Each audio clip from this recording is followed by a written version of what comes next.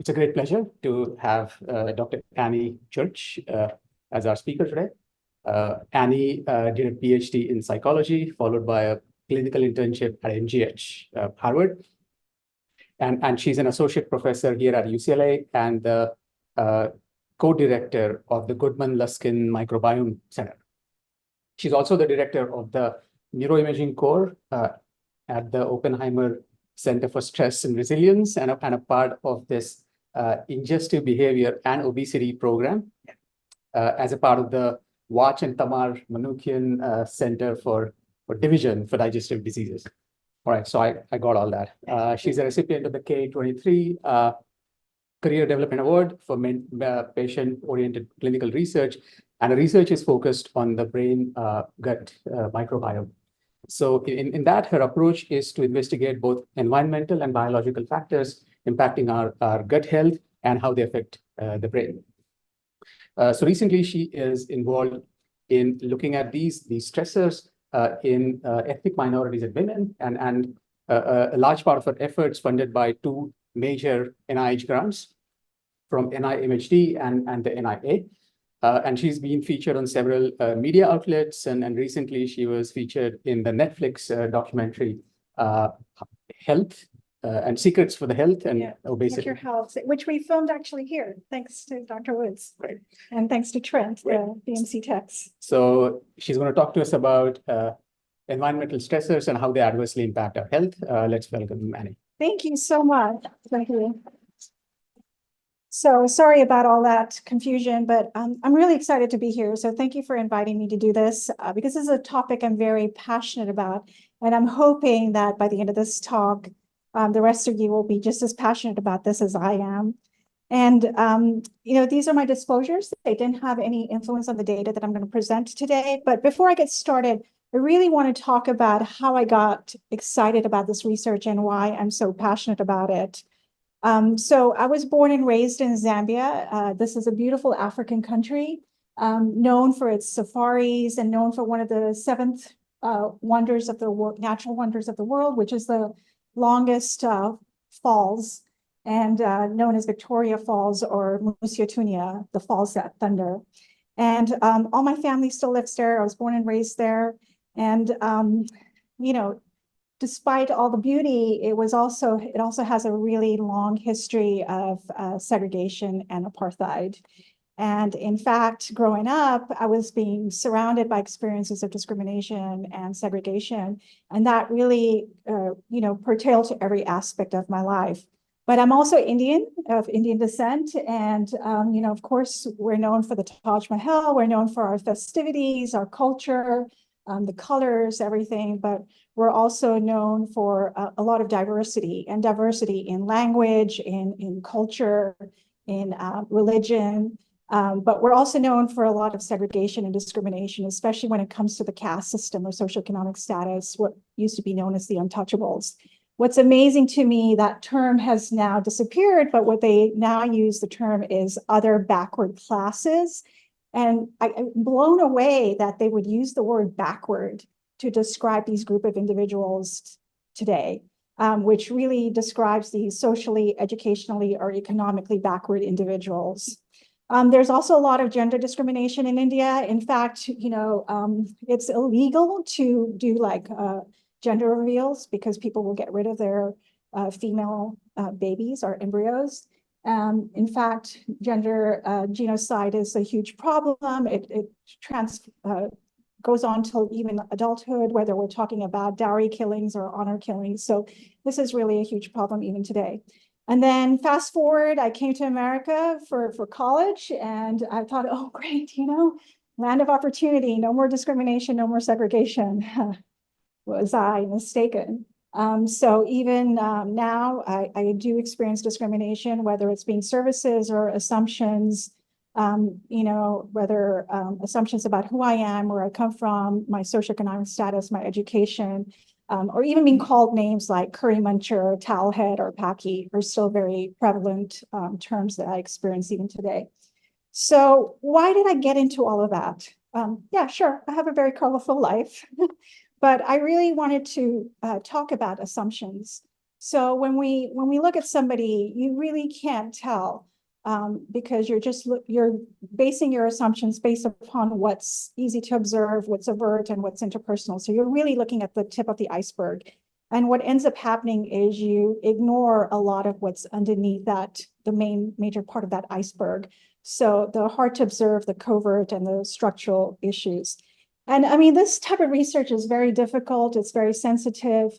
But NIDDK last month actually did a beautiful workshop where they laid out this model looking at sources, mechanisms, and outcomes of environmental adversities. And they really described these beautiful pathways, this beautiful model where they talked about the mechanisms. And even though it was NIDDK focused, so they really focused on NIDDK related disorders, but I really think that this model can be applied to any any health outcome. And I really recommend that we kind of follow this as a starting point.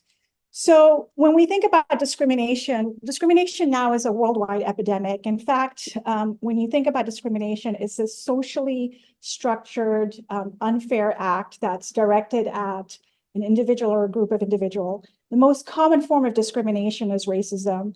And as you can see from this graph, we're already in the yellow zone and we're kind of, getting there where we're moving to the orange zone. I mean, I don't have to talk about 9/11 or the COVID epidemic or even what's happening even on campus, what's happening right now. We definitely see that discrimination is on the rise. We also, there was a poll that was done in 2021 where people were asked what they thought about discrimination, if it was a serious problem in the United States, and people around the world, 89% endorsed that it was a problem in the United States. We also know that loneliness is a worldwide epidemic. When we think about loneliness, we think about feeling alone or disconnected from other individuals. In fact, in 2023, our Surgeon General, Dr. Murthy, declared that loneliness was a United States epidemic. This is because half of Americans actually endorse feeling lonely. And the loneliness costs the United States economy an estimated of $406 billion. And this is even beyond COVID. So we're even talking about not just the elderly, but across the lifespan where people do feel lonely. So research has shown that discrimination and loneliness is related to a lot of mental health outcomes. So there's a lot of research that's pointed to things like anxiety, depression, and even in some extreme cases, suicide. We also know that in the past few years, there have been a few meta-analyses that have looked at the effects of discrimination and loneliness on physical health. So things like cardiovascular disease, even in some extreme cases, cancer. And what's exciting now is that people have started to look at biological markers of these psychosocial environmental factors. So looking at things like cortisol or inflammation. In fact, this study was done by Gilbert G., who's a professor in public health here at UCLA, and he looked at the National Latino and Asian American study where he was looking at the effects of discrimination on various health outcomes, and he found that the more discrimination that you endorse, you actually have higher probability of having anxiety, depression, cardiovascular conditions, pain conditions, or even respiratory conditions. So why do I focus on obesity? Well, there are really three main reasons, and I'm going to kind of briefly talk about them. One, we know that there is a growing obesity epidemic. Even, in fact, according to the CDC in 2023, 42% of Americans were obese, and this is projected to go as high as 51% by 2030. The second reason why I look at obesity, because I know that obesity causes other disorders. I mean, I briefly talked about this, but you have type 2 diabetes, you have sleep apnea, and even in some cases, cancer. And then the third reason why I focus on obesity is because it's caused by psychosocial environmental factors. So if you look at this, usually when we think about obesity, we think about genetic or biological factors. A lot of people will say, well, it's in my genetics, my family or my mother's obese, and that's why I struggle with obesity. Or we really focus on behavioral factors. So a lot of people will say, well, maybe you're obese because you don't eat right or you don't exercise enough.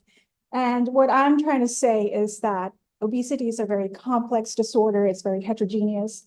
And we really need to pay attention to these environmental psychosocial factors. And I'm hoping that the talk today will highlight how this is really important to kind of include in your research.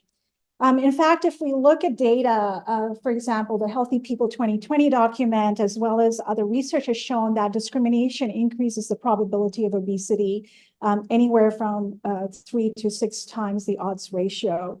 And we also know that loneliness increases obesity risk. In fact, there was a study that came out recently in JAMA that used the UK Biobank data. So it was 400,000 individuals. And they showed that social isolation and loneliness was related to increased risk for obesity. But what was interesting was that they showed if you reduced loneliness, you could reduce the mortality risk in obesity by 36% compared to, and this is in obesity, compared to like 9% in healthy individuals. So again, just showing that, really showing the link between loneliness and obesity. So most research shows that the time in the US is really a marker of cultural change. The assumption is that, the longer that you're in the United States, you start to eat more hamburgers, or you sit around a lot, you have this sedentary kind of lifestyle. That's the assumption, right? And when we look at immigrants specifically, what we see is that acculturation or adoption to the United States lifestyle demonstrated by the number of years that they've lived in the United States is associated with obesity. So in fact, if you look at this extreme column, you can see that it's almost as high as those individuals who have been born in the United States. And this was a study, again, done by Gilbert G., where he looked at the National Latino and Asian American data set. And what he found was that this relationship between the years in the United States and obesity is actually a little bit more complicated. When he looked at discrimination, he saw that there was this increased risk between years in the United States and BMI. But if the individuals experienced no discrimination, it was this near zero effect. And what that's telling me is that maybe it's not just about the years that you live in the United States. Maybe it's the years in the United States that's related to greater exposure to racial bias. So we kind of have to account again for these psychosocial environmental factors.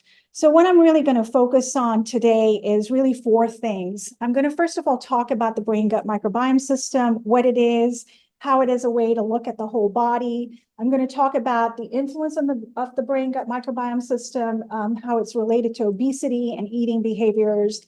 And then I'm going to spend a majority of the time talking about the influence of these environmental factors.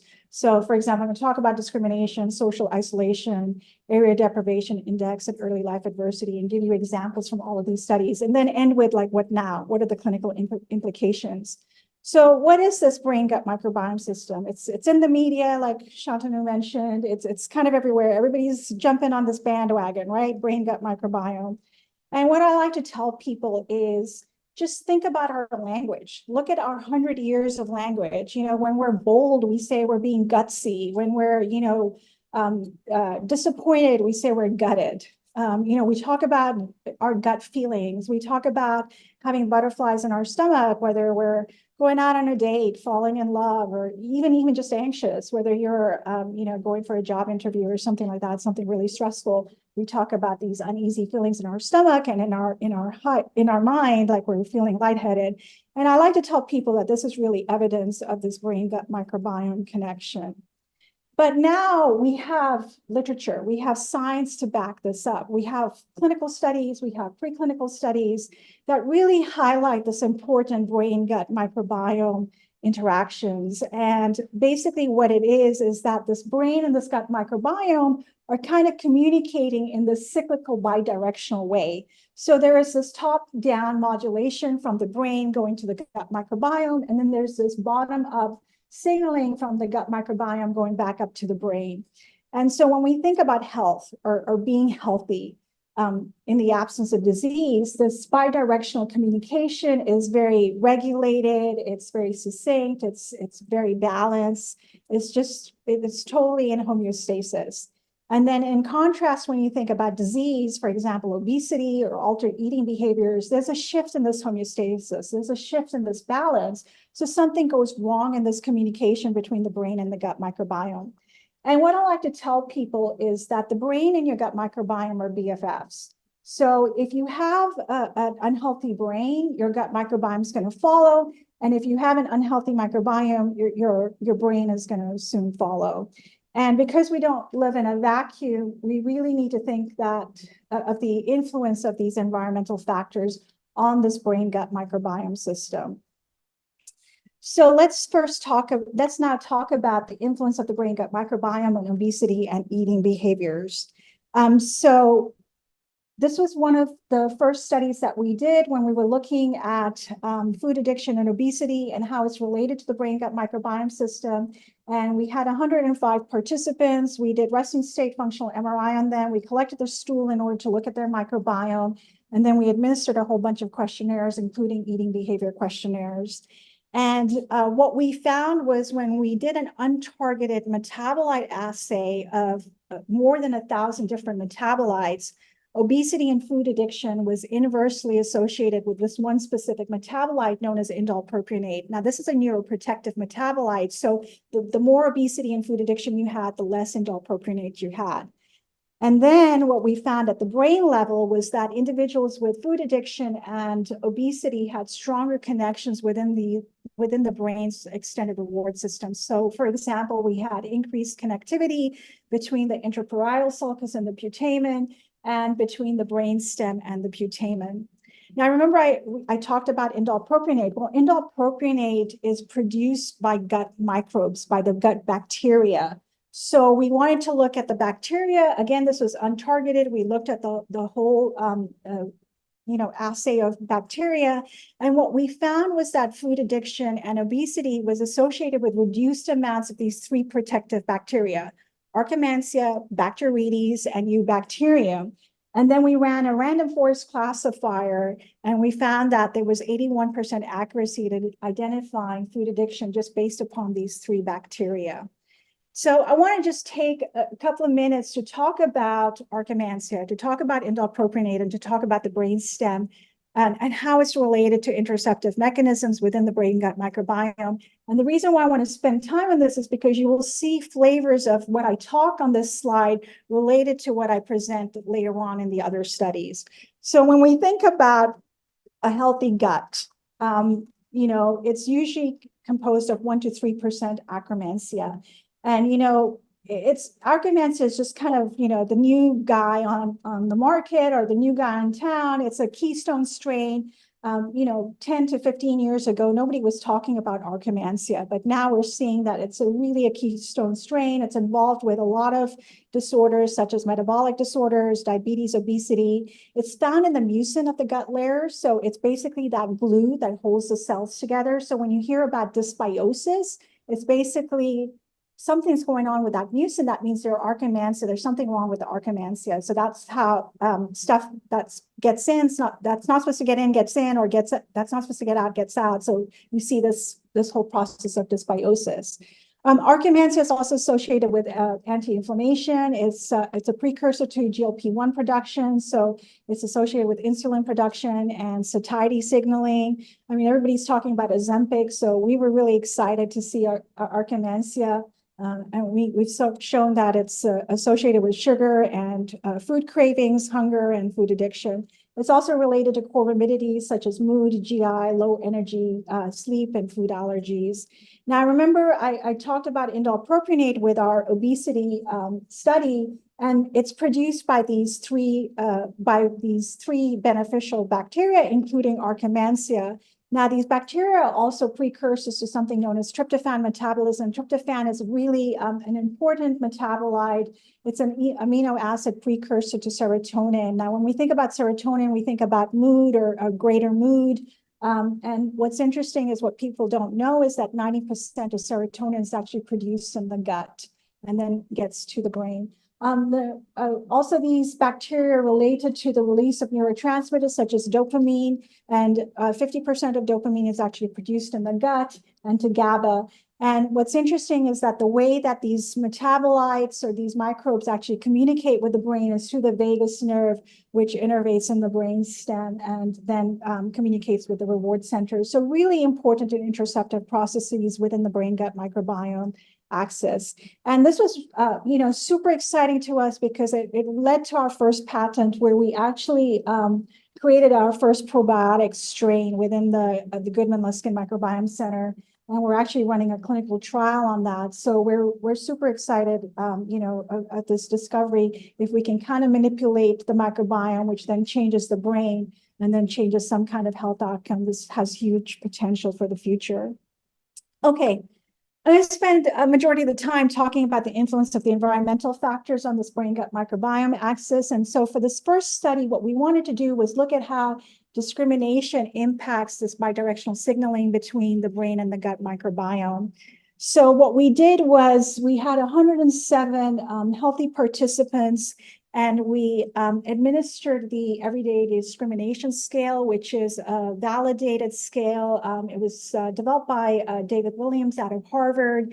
And it basically asks questions like, on your day-to-day life, how often do you feel like you are treated with less respect than other people are? That's just an example question.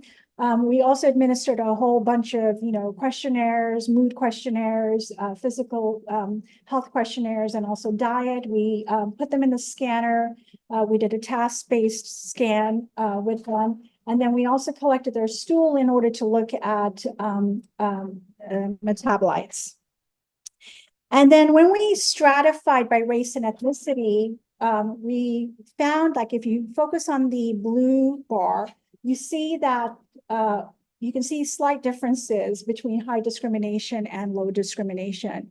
But what was interesting, I mean, I know that there's, slightly more discrimination in the Black group compared to Asians and white, but what was really interesting was that there were no significant differences in discrimination by race and ethnicity.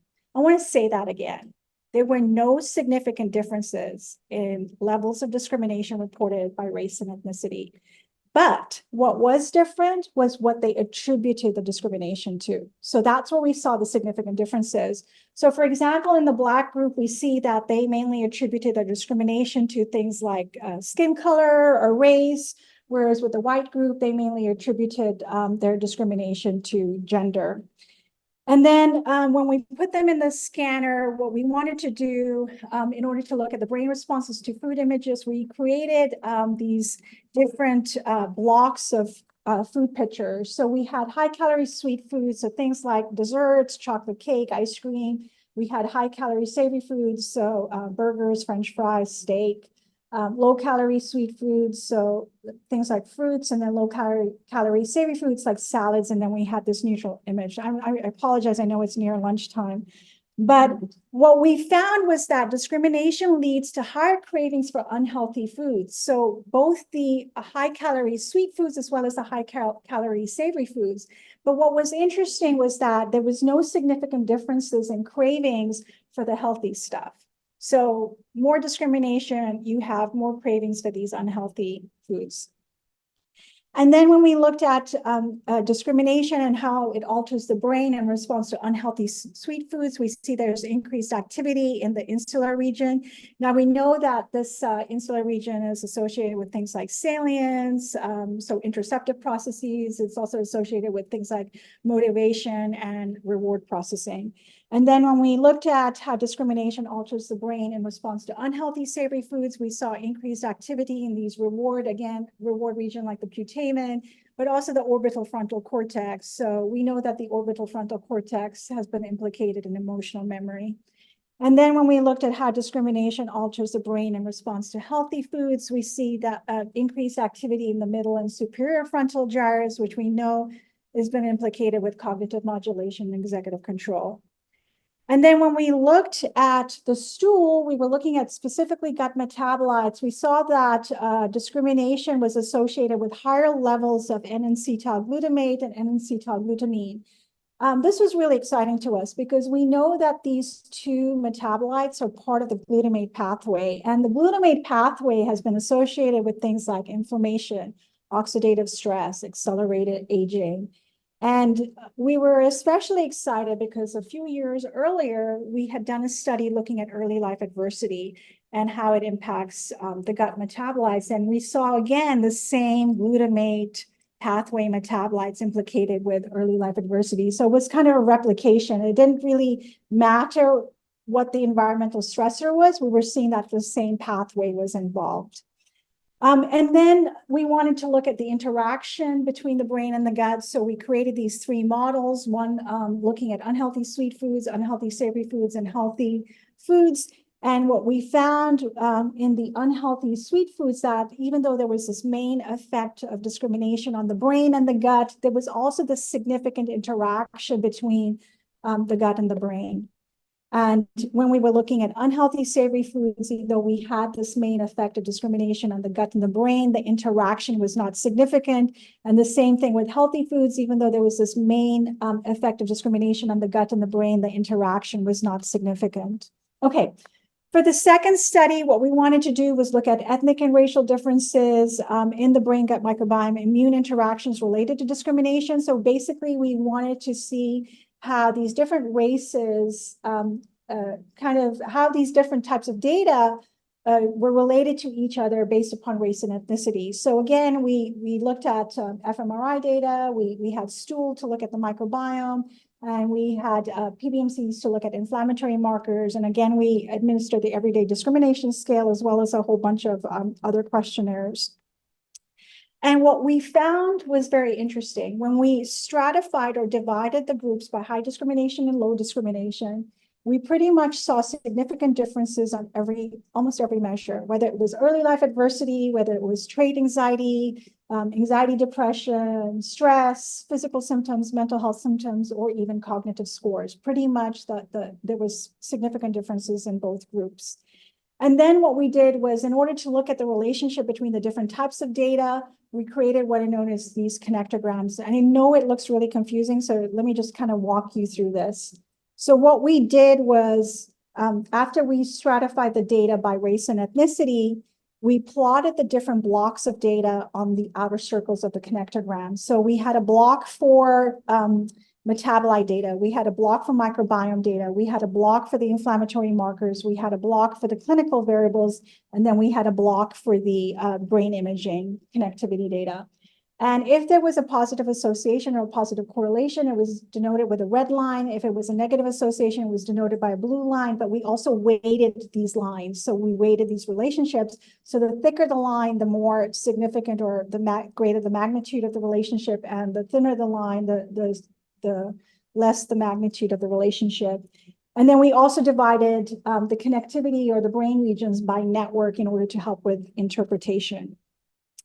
And so if you just step back, if you don't even worry about the details, if you just step back, you can see that the number of lines increases when you go from Black to Hispanic to Asian to white, right? Just the number of associations just increases.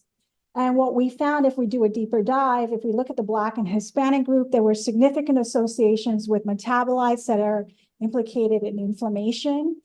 There was some association with anxiety, depression, but what was really, really interesting was that we saw associations in very few brain networks, mainly the default mode network and the executive control network. And what that suggests to us is maybe there is this top-down kind of modulation related to either resilience or introspection or more of this cognitive flexibility that's going on.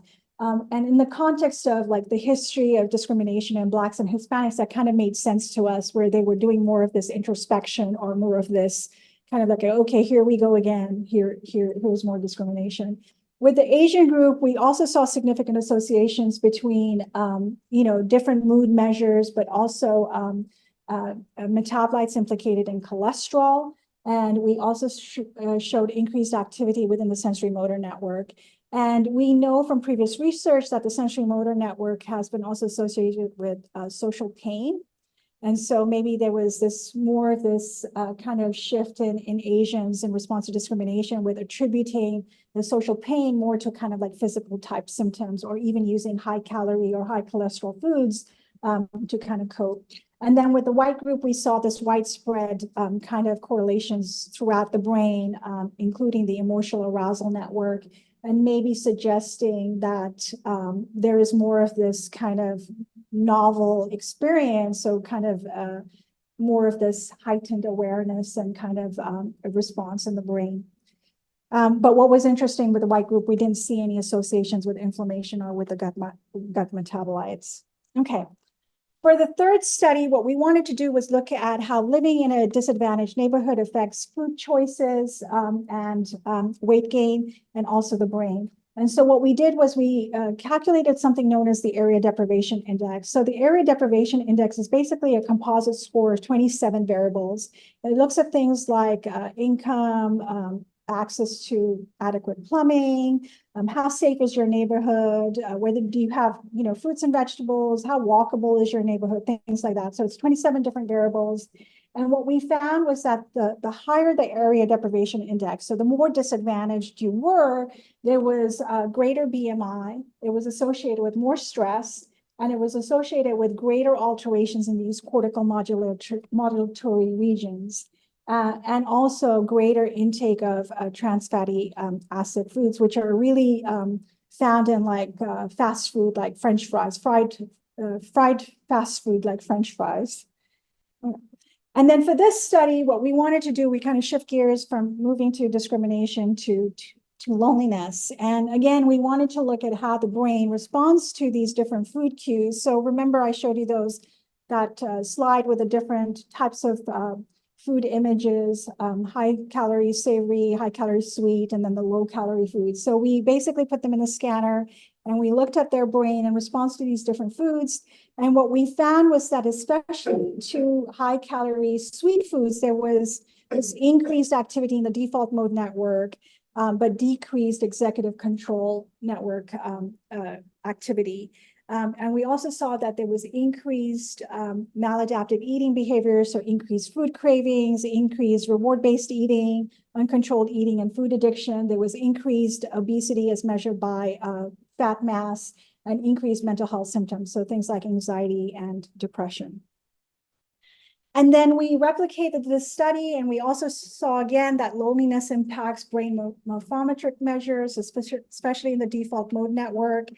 And we also saw that loneliness increases obesity-related risks. So replicating that UK Biobank study, so it was associated with increased BMI, more fat mass, less lean body mass, and also increased eating behavior, so like emotional eating and food cravings. And what we also saw that loneliness leads to lower diet quality as measured by the healthy eating index, but it was also associated with things like eating less healthy foods like vegetables or greens and beans. We're still in the process of looking at the metabolite or microbiome data, so this is still a study in process, so some more to come on this. And then for this study, what we wanted to look at was how marriage or social bonds as measured by marriage and how that impacts the brain-gut microbiome. So in this particular instance, we conceptualized marriage as a positive thing. And I know people who are married are going to be like, this is not always the case. Marriage can be very stressful. Yes, true, I agree. But what we did was we also measured how positive they attributed their marriage. So whether they thought that their marriage was supportive and whether they attributed positive things to their marriage. And what we found was that if you were married and if you attributed positive things to your marriage, it was associated with higher oxytocin, associated with increased activity in the executive control network, specifically the dorsolateral prefrontal cortex. It was associated with increased tryptophan metabolism. So remember, I was talking about tryptophan metabolism earlier. It's been implicated in inflammation. It's neuroprotective. And it was also, all of this brain-gut interaction was also associated with reduced obesity risk and less maladaptive eating behaviors. So, people will argue, people will say to me, well, not everybody who experiences environmental adversity has a negative health outcome or does poorly. And that's very true. So what I wanted to do was look at the other side of the coin. Like, what is it about resilient individuals that makes them, that protects them from this environmental adversity? So I really just wanted to focus on resilience. So what we did was we had 116 individuals. We measured resilience using the Resilience Connor-Davidson Resilience Scale. And again, we collected all this different type of data. So we had clinical behavioral data, microbiome data, metabolite data, and multimodal brain imaging. So we had structural, resting state, and DTI. And again, with the same idea with the connectograms, we plotted the different types of data on the outside and then looked at the associations with the red and the blue lines. And to summarize, what we found was that the high resilience group had neurological features and functions related to improved emotion regulation and cognition. We saw that the metabolites and the transcriptomics were related to reduced inflammation and gut barrier integrity. And this was the most interesting to me, that highly resilient individuals are non-judgmental. So maybe food for thought, right? Maybe we need to be kinder and nicer to other people and not be so judgmental. And also high resilience was associated with extroversion and mindfulness. And then we also saw that resilience was associated with reduced anxiety and depression, reduced levels of perceived stress, and reduced neuroticism. Okay, so just to end, what now? What does this all mean? Hopefully, I've convinced you that there are novel associations between these adverse environmental factors and alterations within the brain-gut microbiome system. So really, this whole system is impacted.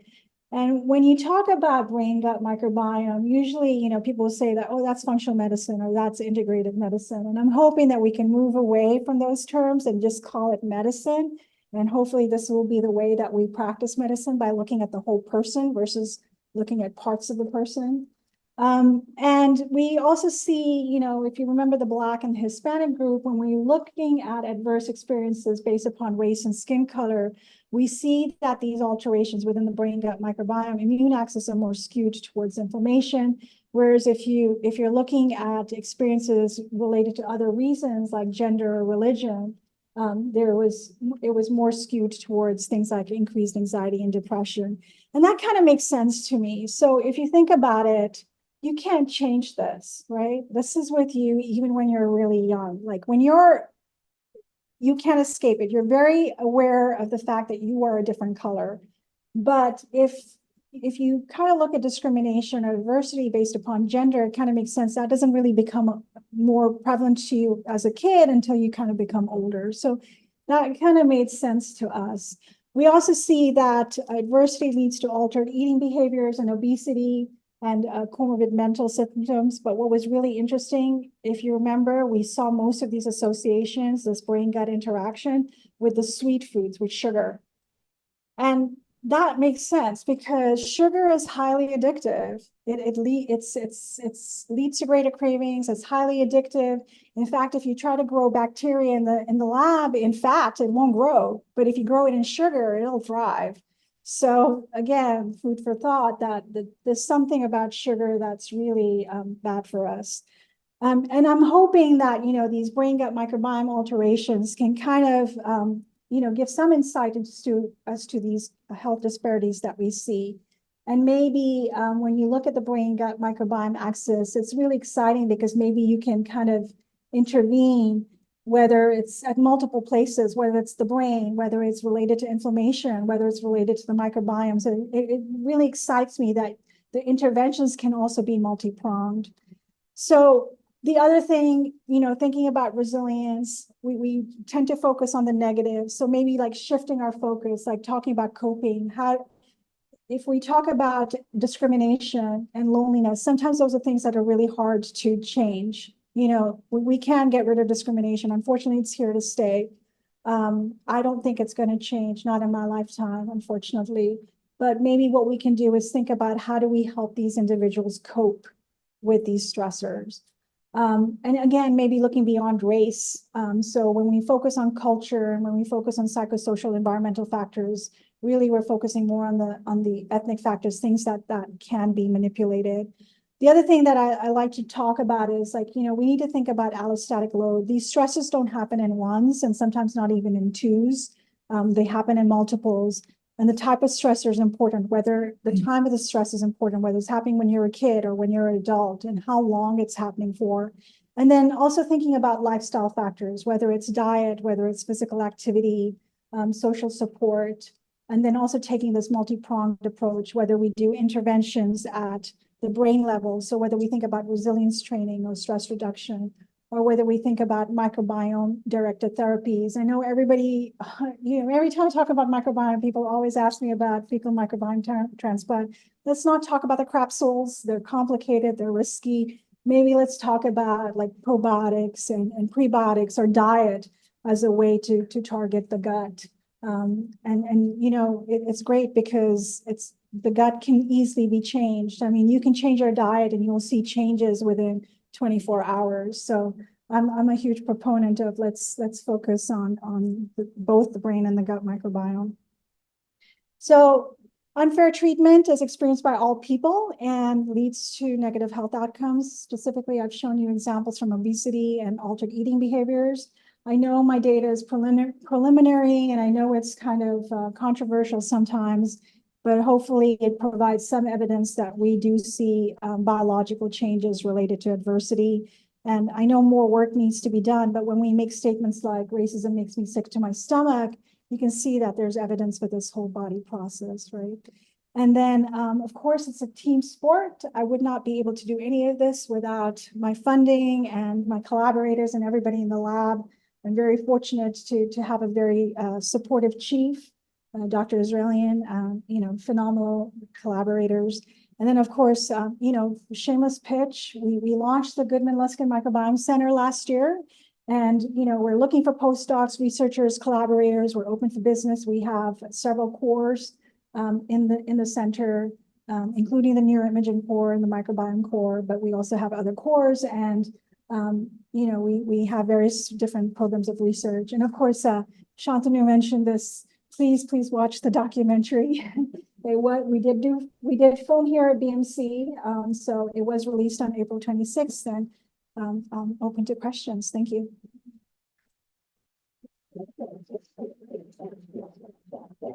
Hopefully I'm within time. Yeah. Okay.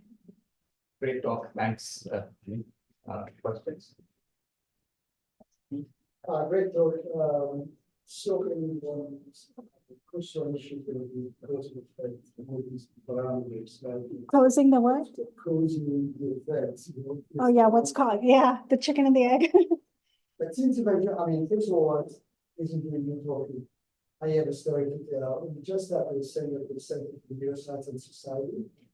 I believe in my bubble, West Side bubble for 30 years. But in order to run the application, they used to use neuroscience to really address inequality. I went with for the first time in my life to some of the study about their planes. Yeah. And then we had these visits with these physicians that a series of guardians in which you could just grow up your legends. Yeah. And you say, why we do this? It turns out that over there, you have only two kinds of stores, liquor stores and fast food stores. We don't even have a grocery store. So access is such an important. You really want to get grocery, you can get either your carry here, open box, and you are 45 minutes away to go to your grocery store. Yeah. So those are environmental factors that really change the policy. Yes. That's Yes. not going to happen, but we should still review these things. And the idea was, I didn't know about your center, we just have to have our own center. So collaboration seems to be a natural collaboration. I would be very excited to talk further. Yes. I mean, it's interesting that you say that. So when we talk about blue zones, right? Like blue zones to me is very inspirational. We talk about blue zones and all we have to do is just go down the highway. Loma Linda, on one side of the street is a blue zone, and on the other side is literally like, we talk about area deprivation index. That area deprivation index is really high. So poverty level, food insecurity, food deserts are just crazy. And I mean, like food is just such an easy way to change everything. It's not going to change like how we treat each other, like discrimination or all this political unrest that's based upon religion or race or everything. It's not going to change that, but it can change how we adapt to that environmental stressor. And that's the way that I'm thinking about it, because like, what can we do now? I mean, ideally, we want to long-term, but. One thing we can do, certainly one thing that could Intention that in terms of intervention in the territory. Yeah, See, yeah. it's all mountains. Yeah, mindfulness or even, What's an solution? yeah, I agree. And I mean, right now we have a study right now, the NIA study that you mentioned, the National Institute of Study, we're actually collaborating with Ireland, with John Cryan's group. And with that study, what we're doing is we're looking at polyphenols. So things that you find in berries and chocolate and green tea.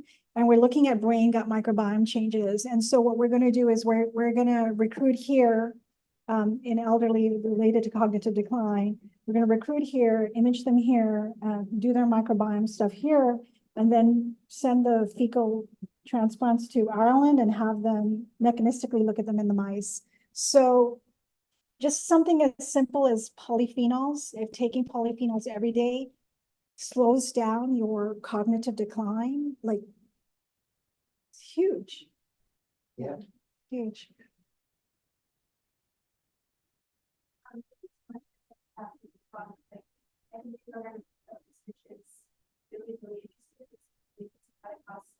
Environmental, social, like systems level neuroscience and molecular. So this is really fascinating. My question is about an area of the brain that on my mind a lot is I was writing the paper on cerebellum, and yeah, so you probably know that the cerebellum is like aims more at vision for its relationship with like, more complex behaviors. So I was wondering if anyone in the brain microbiome world can examine how the cerebellum might be involved in like complex adaptation behaviors with like learning. I haven't, but I remember when I was, Can you oh, go ahead. stop sharing and turn on your camera Oh. and repeat the question? How do you turn on your camera here? Awesome. And can you Okay. please repeat the question? So she was asking about the cerebellum. So, you know, I haven't really looked at the cerebellum. I think it was maybe we were talking about this when we were postdocs. I'm not going to tell you how many years ago, but because then we look old. But when I was a postdoc, I did a lot of IBS work in Amber Meyer's group. And I remember looking at early life adversity. So any kind of adversity, it doesn't necessarily have to be trauma. It can be kind of any environmental adversity before when you're a kid and how that impacts the brain. And what I remember from that study was that it was very sex dependent. So we saw the cerebellum implicated in males in relationship to early life adversity compared to females. Other than that, I'm sorry, I don't really know much about the cerebellum. I haven't seen it in my work, so Because I've seen papers that have actually shown sex-dependent relationships between like pain and cerebellum. yeah. And then there's also sex-dependent differences in the in obesity in the brain networks. I mean, one of the first published studies based upon my K, you know, from data that I collected here was we showed huge sex differences in brain networks related to obesity and eating behaviors. Like women tend to have more like emotional cravings, like more emotional arousal, but it's dependent upon like more emotional state than men. It's not to say that men don't overeat, they do, they just overeat differently and engage different networks, so more sensory motor, somatosensory motor networks. There may be 2 questions in chat. I can't access them. Oh, here. Okay. I have a question. Thank you for your talk. I was wondering if you surveyed participants about Coping behaviors? Yeah. Other than the resilience, I don't, you know, I also do, because I'm a psychologist by training, so my expertise is in neuropsych testing. We did do a lot of cognitive measures. So we actually have two stress studies. We finished one stress study. I have a mic on. Oh, So we had, we did look at cognitive measures with a highly stressed group. And this was during COVID, so it was very interesting. And then right now, we're actually running a stress reduction test where we, intervention, where we have them do the stress reduction for 4 weeks. And then we're measuring, like cognitive flexibility, and we're doing a lot of cognitive measures. But other than resilience, I don't really know of, I mean, we have used a coping measure, but nothing objective, like it's all self-report. I was just wondering.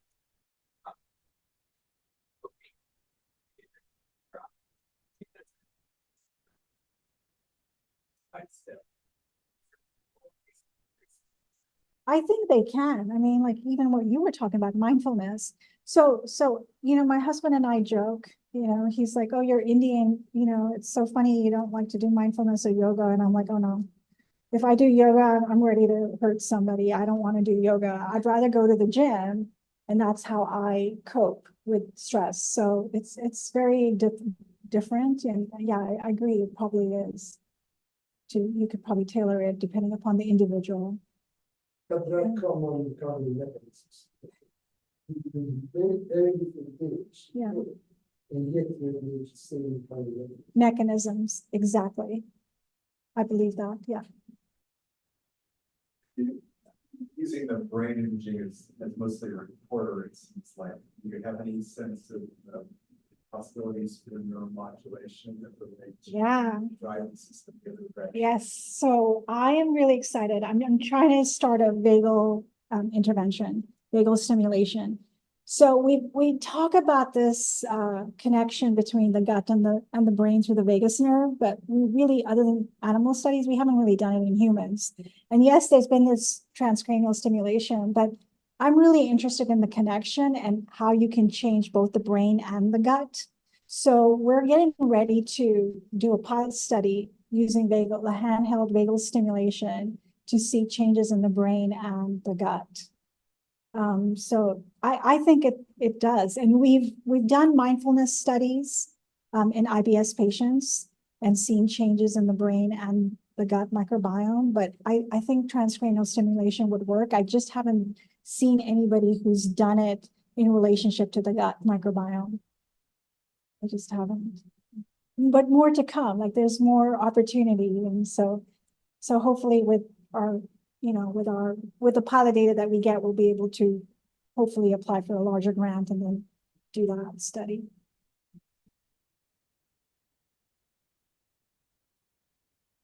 I just have a quick question. So the indoor mode, right? Yeah. That you mentioned. So Yeah. I just saw an article. It's implicated in nerve generation and Yes. and it's actually produced by this gut bacteria. It says. Yeah, so it's not like a lot of our bacteria is food dependent, right? Or can be, and some of it is host dependent.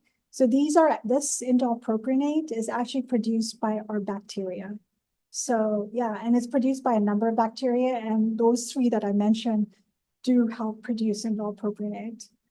Yeah, very super exciting, because if you can, in a lab, which is what we're trying to do at the center, is if you can actually create this probiotic blend of these bacteria and then give them to people to, increase indole propionate, that'd be huge. Right. So let's thank Annie again.